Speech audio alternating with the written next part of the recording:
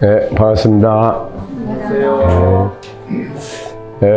오늘 독서 클럽 강좌는 그 데런 브라운 씨가 쓴 모든 것이 괜찮아지는 기술, 이거를 먼저 앞 시간에 리암님이 독후감 발표를 해주시고 그거에 대해서 이제 저랑 같이 한번 나중에 대화를 하시고, 자 그럼 리암님 부탁드릴게요.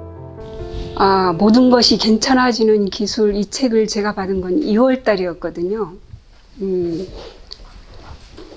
여러분도 그러실지 몰라도 우리 누구나 다 어떤 자기 나름대로의 그 책 읽기 방식이나 선호하는 책 뭐 이런 게 또 따로 있잖아요. 근데 저도 그게 조금 심했던 편인데, 자기계발 서적이나 심리학을 표방해서 약을 파는 듯한 책은 잘 안 읽었었거든요.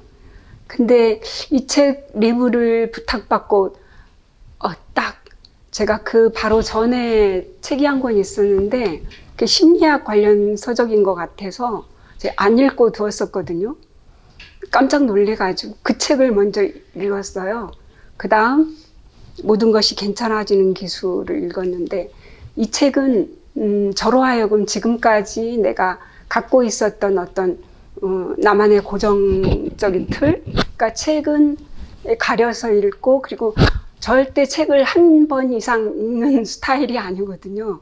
근데 이 책은 리뷰를 위하여 2번을 읽었고, 최근에 2, 3일 전에 이제 한 번을 더 읽어서 총 3번을 읽을 책인데요. 그때마다 느낌이 달랐어요. 그러니까 저는 맨 처음 이 책을 읽고서 바꿔서 제 스타일로 읽었거든요. 읽으면서 얼마나 즐거웠는지요. 왜 즐거웠어요? 네. 내 생각하고 똑같아서? 아니요. 이분이 하려는 말은 신경 쓰지 않았고, 제가 이제 즐거운 쪽으로. 그러니까 여기에서 철학이 뭐 고대 그리스 로마 쪽에 소크라테스를 시작으로 해가지고 쭉 일련의 그 서양의 철학 뭐 이런 사상들이 나오는 게 있거든요. 이거를 보면서 이제까지 내가 뜨문뜨문 이 사상들이나 철학이나 이런 것들을 단순히 그냥 이렇게 산만하게 읽었다면, 이 데런 브라운이 시각으로 이거를 일목요연하게 인류가 가지는 그 행복에 대한 어떤 갈망이나 이런 거를 위주로 세계사가 어떤 식으로 재편되는 거를 보게 되니까 너무 즐거웠어요. 그 다음 이독을 하면서는 데런 브라운이 원하는 그게 그거거든요. 인간이 누구나 다 행복해지길 원하는데 사실 그렇잖아요. 우리 누구나 다 똑같이 어렸을 때 부모를 비롯하여 주변의 환경, 가치관, 사회, 교육 이런 그 무지막지한 외부의 압력으로 인해서 그거를 보고 듣고 경험하면서 내 내부에 어떤 구조물들을 갖게 되거든요. 우리 자아를 경험하는 자아하고 그 다음 기록하는 자아 둘로 나눠요, 이분이. 그래서 어떤 것을 경험하면 그 경험으로 있어야 될 거를 이제 기록으로 남기면서 이제 스토리를 쓰게 되는 거죠. 자기 자신만의 나름대로. 이거는 좋아, 싫어, 나빠 하면서요. 근데 사실 데런 브라운 같은 경우는 이거를 조금 간과한 부분이요. 경험하는 자아는 단순히 그냥 경험만 하는 게 아니고요. 사실은 여기 이 구조를 보면은 기억된 나의 그 어떤 구조물로 인해서 다시 경험하게 되는 이런 게 있더라고요. 그래서 이런 부분을 이제 읽으면서 좀 재밌었고요. 데런 브라운은 이 서양 그 철학 사상, 철학이며 사상 이런 걸 전부를 이제 드러내면서 이분이 원하는 건 그거였죠. 우리가 그 훌륭한, 여기서는 주로 스토아학파에 대해서 많이 얘기를 하거든요. 이것에서 우리가 뭔가를 좋은 점을 이렇게 끌어서 내재화시킴으로 인해 가지고 우리가 지금까지 살아오면서 가졌던 어떤 잘못된 가치관 이런 것들을 이렇게 파괴하고 그것들을 이제 잠재우고 그거보다 더 훌륭한 가치를 세워서 우리 삶을 조금 더 편안하고 행복하게 살자는 이런 의도로 쓰신 것 같아요. 그래서 어쨌든 우리 내면이 사실은 그 부모나 혹은 또 그 이후에 어떤 교육이나 경험 이런 어떤 나쁜 걸로 인해서 잘못되었다면 그것들이 올라오고 이런 거를 통제하고 그다음 통제한 후에 그것들을 내가 이제 캐치프레이이긴 하지만 그 어떤 좋은 사상들을 내 안에 내면화시킴으로써 그거를 편집하는 이런 거를 이제 얘기를 하거든요. 그래서 쭉 읽으면서 데런 브라운이 이제 물론 스토아 학파의 좋은 점들이 이제 우리 공부하고도 이제 좀 일맥상통한 부분도 있더라고요. 제가 세 가지를 이렇게 꼽아봤는데요. 현상과 인상을 구분하라는 이야기였어요. 현상은 우리가 보여지는 거, 그거를 그리고 또 우리가 받는 그것에서 받는 인상, 이거를 구분해야 되는 요거. 그 다음 두 번째는 아주 훌륭한 말이었는데요. 통제할 수 없는 것을 바꾸려고 애쓰지 마라라는 그런 대목이었는데 사실 우리가 통제할 수 있는 건 내 생각 그리고 내 행동만 내가 통제가 가능하죠. 근데 사실 우리는 저도 그렇지만 뒤돌아 놓고 보면은 외부를 통제하려는 그 욕구가 강해요. 저 사람이 나를 좋아해 줬으면 좋겠어. 저 사람은 안 저랬으면 좋겠어. 이렇게 외부로 향한 통제 때문에 삶이 괴로워지고 힘들어지는 거거든요. 그래서 이 부분이 저는 상당히 마음에 들었고 또 한 가지는 뒤돌아보지 마라. 사실 우리가 일상생활에서 뻘짓도 하고 생각지도 않게 그냥 어떤 이야기가 나가서 무리들한테 싸한 분위기를 일으키기도 하고 그렇거든요.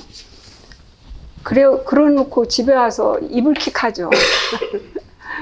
힘들어하고 반추하면서 밤새 괴로워하고 뒤돌아보지 마라라는 이 이야기는 저도 그렇거든요. 저도 친구들하고 내 의도와 틀리게 나는 마음쓰고 얘기했는데 생각해보니까 그게 상대편한테 무례한 말일 수도 있고요. 그럴 때 이제 막 자책하고 그랬거든요. 근데 이 공부를 하고 나서 매 순간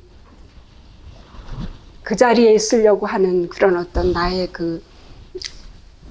이런 어떤 노력들이나 이런 것들이 저를 상당히 이제 고양시켜주고 더 이상 뻘짓하는 일에 대해서 더 이상 괴로워하지만은 않게 되었거든요. 내가 그런 행동을 했다 해서 상대가 어떤 생각을 하는지 나는 몰라요, 사실은. 그걸로 인해서 그가 잠시 어떤 표정이 안 좋았을 수 있을지라도 그가 그걸로 인해서 내가 생각하는 것만치 상처 입지는 사실은 않거든요. 그래서 그런 부분에서 이 스토아 학파의 여러 가지 그 좋은 점들 이런 것들을 데런 브라운이 이제 이것뿐만이 아니라 상당히 많은 것 같아요. 근데 여기서 다 말씀드리기는 그렇고 모든 분들이 이미 다 읽으셨을 테고 이제 제가 좋았던 점이 세 가지였고 그리고 데런 브라운이 이제 이 모든 것들을 얘기하면서 한 가지 좋았던 점이 뭔가 하면 이분도 역시 그 어떤 우리가 내면화 시키려고 했었던 이런 사상이나 철학 이런 것들을 잡지 말라고 하는 말을 하더라고요. 잡지 않고 놓아주라는 말을 아주 재밌게 얘기를 하더라고요. 그래서 이분도 역시 이제 그런 점에서 훌륭했고 맨 마지막에 우리가 위대한 철학이나 바위처럼 단단하게 우리를 지탱해 주는 것뿐만이 아니라 스토아 철학이 구멍이 숭숭 뚫린 바위처럼 어떤 고난이나 그러니까 물에 돌멩이가 있다 치면 이게 때로는 바위처럼 굳건하게 그 물들을 물속에 잠겨 있겠지만 어느 순간은 돌멩이처럼 바위가 구멍이 숭숭 뚫린 돌멩이처럼 유연하게 그 모든 것들을 다 투과해내는 이런 점들도 있다고 이렇게 얘기를 해주셔서 저는 상당히 좋았어요. 예. 그리고 이제 한 가지 아쉬운 점은 뭔가 하면 이분이 굉장히 대단한 통찰을 했잖아요. 우리의 모든 것은 만들어지는 것. 그러니까 내 내부의 가치관, 어떤 그 뭐에 대한 생각 이런 것들이 만들어지는 거라는 통찰을 했음에도 불구하고 그리고 이제 그렇다면 오히려 이제 이렇게 생각할 수도 있잖아요. 부처님이 이제 마지막 오도성처럼 나 석가래도 부서지고 대들보도 무너졌다. 나는 그놈을 보았으니 더 이상 이제 집 짓는 놈은 사라졌다. 이러고 속을 확 비워놔야 할 텐데 또 집을 짓자는 거예요. 수도 학파의 좋은 말, 뭐 에피크로스 학파의 어떤 좋은 거 이런 어떤 아쉬운 점이 있었어요. 그게 이제 지식으로 진리를 규정하려고 하는 모든 학문의 한계예요. 철학자들에 대해서 제가 그냥 단편적으로 몰랐었거든요. 그냥 소크라테스 너 자신을 알라, 뭐 플라톤, 뭐 이렇게 아리스토텔레스 뭐 이렇게 알았는데 이거를 읽으면서 어떤 느낌이었는가 하면 이분들은 보니까 동양 사상에서 이거를 취해온 것 같은 생각이 들었어요. 여기도 이제 그런 게 살짝 나오긴 하는데 특히 플라톤 같은 경우는 어떤 느낌이었는가 하면 플라톤이 이데아를 얘기를 하죠. 그 이데아가 우리가 공부하고 있는 절대 그것과 같은 느낌이더라고요. 그러니까 우리가 보는 건 실제가 아니고 그림자일 뿐이다. 뭐 이런 얘기들을 또 하고 그래서 그것도 한 가지 재밌는 점이었어요. 네, 좋습니다. 네, 저도 이제 이 책을 보니까 이 책이 다루는 주제가 굉장히 중요하기 때문에 모든 것이 괜찮아지는 기술. 그래서 이제 제가 이 책을 선정했던 거거든요.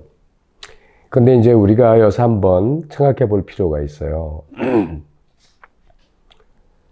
사실 철학이라든가 종교의 본질이 뭐냐면 모든 것이 괜찮아지도록 하는 기술을 다루는 거예요. 철학이나 종교나. 근데 철학은 그걸 생각으로 다루고 있고 종교는 생각을 넘어서서 체험으로 이끌어주는 차이가 있는 것 같아요. 그래서 우리가 잘 보면 이 사람은 책 제목을 모든 것이 괜찮아지는 기술이라고 썼지만 사실은 이 책 제목은 기술이라기보다는 방법이에요. 그러니까 우리가 기술과 방법의 차이가 뭐냐면 방법이라고 하면은 생각으로 얘기하는 거잖아요. 이런 방법이 있다. 그렇죠? 근데 기술은 뭐냐면 기술은 아무리 말로 얘기해도 안 돼요. 몸으로 보여줘야 기술인 거예요. 그렇잖아요? 그러니까 몸으로 보여주는 것은 몸에 체화되어 있다는 얘기죠. 그래서 기술과 방법은 좀 달라요. 그러니까 이 책은 모든 것이 괜찮아지는 기술을 욕심을 냈지만 사실은 방법에 머무른 거예요. 예. 그래서 이제 우리도 기술과 방법을 이렇게 혼용해서 쓰는데 사실은 우리가 밥 먹는 거는 기술이에요. 방법이 아닙니다. 밥 먹을 때 자기가 생각하고 먹어요. 그냥 숟가락 젓가락 짚고 먹잖아요. 자연스럽게. 그죠?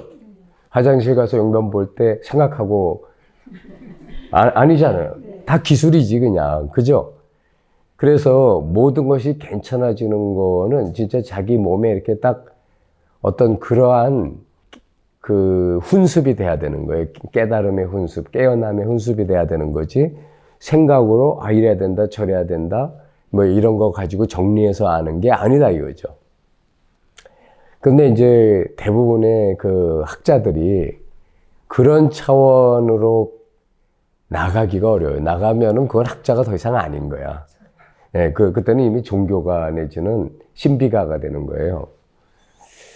그래서 이제 그런 한계를 갖고 있는데, 제가 보면은 이제 이 책이 그래도, 좀 독특한 자기 나름대로의 그 주제가 있어요. 그게 뭐냐면, 어차피 우리는 누구나 다 자기 삶이란 이야기를 쓰는 작가라는 거예요. 그래서 그 작가라면 자기 작품의 저작권을 자기가 가져라 이거예요. 남한테 주지 말고. 그거를 이 사람은 저작권, 아서십이라고 영어로 아서가 저자니까 아서십을 가져라 이렇게 말하고 있어요. 저작권은 카피라이트이지만 이게 같은 말인데, 누구나 자기 삶은 난 이렇게 살아왔다라는 생각 속에 자기 삶이 있지, 만약 자기가 생각이 지금 뚝 끊어졌다면 자기 삶이 없어요. 치매 환자가 됐다고 하면 자기 삶이 없습니다. 그렇죠? 다시 말하면 내 삶이라고 하는 건 내 생각 속에만 있는 이야기라는 거예요. 그러면 그 이야기에 대한 저작권을 자기가 가지라는 거예요. 왜 남한테 주냐 이거죠. 그 다음에 자기가 저작권이 없으면 남의 해석과 이야기에 끌려다닌다는 거예요. 그래서 심리학자라든가 무슨 의사한테 가가지고 나 어떻게 하면 좋아요? 하고 물어본다는 거예요. 근데 사실은 그런 사람들도 심리학자든 정신과 의사든 다 무슨 또 남의 이야기나 이론을 배워가지고 당신은 그런 거 같소라고 하면 아 그렇군요 하고 남의 이야기에 계속 끌려다니고 있는 거예요, 이게. 이건 무슨 베이컨인가 말한 학문의 우상에 사실은 속하는 거죠. 우리가 우상에 속하는 거예요. 근데 사실은 이거의 저작권은 내 삶이니까 내가 이거에 중대한 의미를 둘 수도 있고 안 둘 수도 있는 건 내 자유인데, 우리는 이미 그런 자유를 다 뺏겼어요. 자기가 사실은 그런 자유가 있다라는 것을 잊어버린 거죠. 그리고 남들이 사는 방식대로 네가 말하는 건 나한테 별게 아닌데 이 사람이 말하는 건 나한테 별거다. 그래서 이 사람이 날 욕하면 나는 괴로워해야 된다. 라는 논리에 빠져 있는 거예요. 이거 아주 웃기는 얘기인데. 즉, 이 사람은 나한테 대단한 사람이고 너는 나한테 별게 아니다. 이렇게 됐는데, 가만히 보면 나한테 대단한 이 사람을 또 다른 사람은 별거 아니라고 볼 수도 있어요. 그렇죠? 그럼 도대체 어느 게 과연 객관적 진리? 아무것도 없어요. 정한 법이 없는데 자기가 그렇게 정해놓고 그 안에서 고통받는 거예요. 저 사람이 나를 욕하니까 이건 내가 참을 수가 없다. 소송해야 돼라든가 싸워야 돼라든가 뭐 약 먹고 죽어야 돼라든가, 이거 다 지가 자기 삶의 이야기의 저작권을 남한테 내어준 결과라는 거죠.